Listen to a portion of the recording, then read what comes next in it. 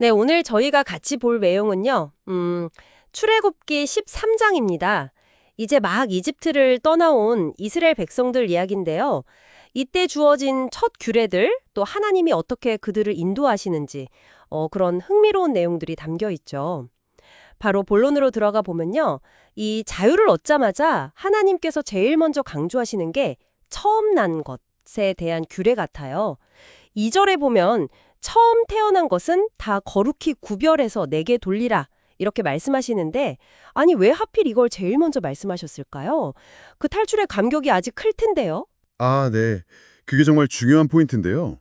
이 처음 난 것 규례가 바로 뒤에 나오는 무교절하고 직접 연결이 되거든요. 3절부터 쭉 나오죠. 누룩 없는 빵을 먹는 절기요. 아, 맞아요. 무교절. 네. 이집트에서 워낙 급하게 나오다 보니까 빵에 누룩 넣을 시간도 없었잖아요.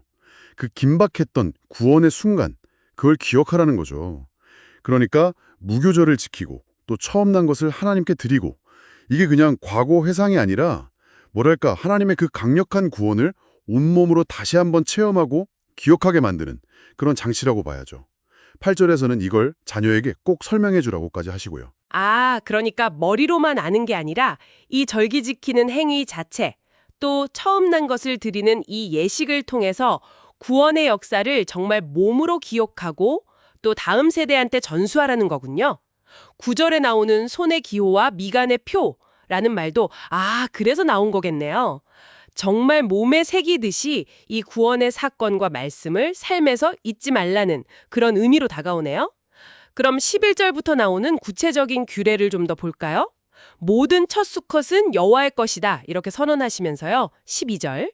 근데 나귀의 첫 새끼는 좀 특이해요. 어린 양으로 대신 값을 치르거나 그러니까 대속하거나 아니면 목을 꺾으라고까지 하시네요. 13절. 사람의 첫 아들도 반드시 대속해야 하고요. 이 대속, 특히 나귀는 좀 강하게 들리기도 하는데요. 그렇죠. 이 규례의 핵심이 바로 그 대속 개념에 있습니다. 왜 대속이 필요할까? 그 이유를 14절, 15절이 아주 명확하게 설명해주고 있어요. 그 이집트 마지막 재앙 때 기억나시죠? 하나님께서 이집트의 모든 처음 난 것들은 치셨지만 이스라엘의 처음 난 생명들은 구별해서 살려주셨잖아요. 아, 6월절 사건이요. 네, 바로 그거죠. 그 생명의 값을 치르고 우리가 구원받았다. 이 사실을 이 예식을 통해서 아주 생생하게 기억하라는 겁니다. 그래서 후손들이 아빠, 이 예식은 왜 하는 거예요? 하고 물으면 하나님께서 이렇게 놀라운 능력으로 우리를 구원하셨기 때문이란다 라고 답하면서 신앙을 자연스럽게 전수하도록 그렇게 살게 된 거죠. 그리고 다시 16절에서 손의 기호와 미간의 표 이야기가 또 나오잖아요. 네, 또 나오네요. 이게 바로 이 규례 자체가 하나님의 그 구원 역사를 잊지 않게 하는 아주 강력한 표지다. 이걸 다시 한번 강조하는 거라고 볼 수 있어요. 우리의 일상, 가축을 기르는 경제활동 속에까지 구원의 기억이 깊숙이 스며들게 한 거죠. 이렇게 구원의 기억을 되새기는 규례를 주신 다음에 이제 드디어 백성들이 실제로 움직이기 시작합니다. 여정이 시작되는데요. 근데 17절을 보면 조금 의아한 부분이 있어요. 하나님께서 일부러 지름길, 그러니까 블레셋 사람들 땅으로 가는 해안길 말고요. 또 멀리 돌아가는 홍해 광야길로 인도하신다는 거예요. 아니 왜 편한 길 놔두고 굳이 어려운 길로 가셨을까요? 그게 참 하나님의 깊은 배려가 보이는 부분인데요. 17절 뒷부분에 설명이 나오죠.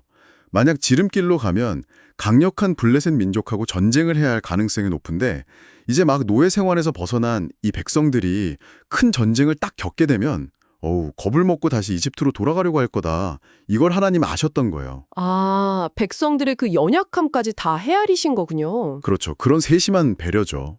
그리고 또 이때 모세가 요셉의 유고를 챙겨 나오는 장면 19절도 참 인상적이에요. 맞아요. 그 장면도 있었죠. 네, 아주 오래전에 요셉이 부탁했던 그 약속을 잊지 않고 지키는 모습.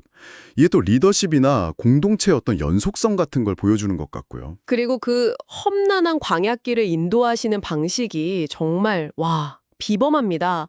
21절 보면 낮에는 구름 기둥이 길을 이렇게 착 안내해주고 밤에는 불 기둥이 환하게 비춰져서 밤 나주를 행군할 수 있게 하셨다고요.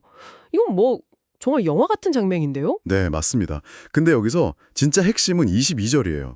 낮에는 구름기둥, 밤에는 불기둥이 백성 앞에서 떠나지 아니하니라 이 말씀이거든요. 아, 계속 함께 하셨다는 거군요. 네, 한두 번 보여주고 끝나는 그런 기적이 아니라 그 광야 여정 내내 하나님의 임재, 또 보호, 그리고 인도하심이 지속적으로 그리고 눈에 보이게 함께했다는 아주 강력한 증거죠. 그 예측 불가능한 광야에서 이게 얼마나 큰 위안이고 확신을 줬겠어요. 네, 정말 그렇겠네요. 오늘 이렇게 출애굽기 13장을 쭉 보니까요. 과거의 그 구원을 어떻게 기억하고 현재화할 것인가, 무교절, 첫 열매, 또 그 기억을 다음 세대에게 어떻게 전할 것인가, 교육의 중요성, 그리고 지금 우리가 걷는 이 불확실한 여정 속에서도 우리와 함께 하시면서 구체적으로 인도하시는 그 하나님의 손길, 구름기둥, 불기둥, 이런 것들을 아주 압축적으로 보여주는 장인 것 같습니다. 네, 맞아요. 여기서 청취자분들께 한 가지 질문을 던져보고 싶어요. 이스라엘 백성들한테 과거 구원의 기억을 되새기는 이 의식들이 그들의 정체성과 미래에 정말 중요했잖아요. 그렇다면 당신의 삶에도 분명 어떤 전환점이 되었거나 혹은 결정적인 도움을 받았던 그런 순간들이 있었을 겁니다. 그 기억들을 지금 어떻게 간직하고 계신가요? 그리고 혹시 그 기억이 오늘 당신의 발걸음을 어디로 향하게 하고 있다고 느끼시는지요? 잠시 한번 생각해 보시는 것도 좋을 것 같습니다.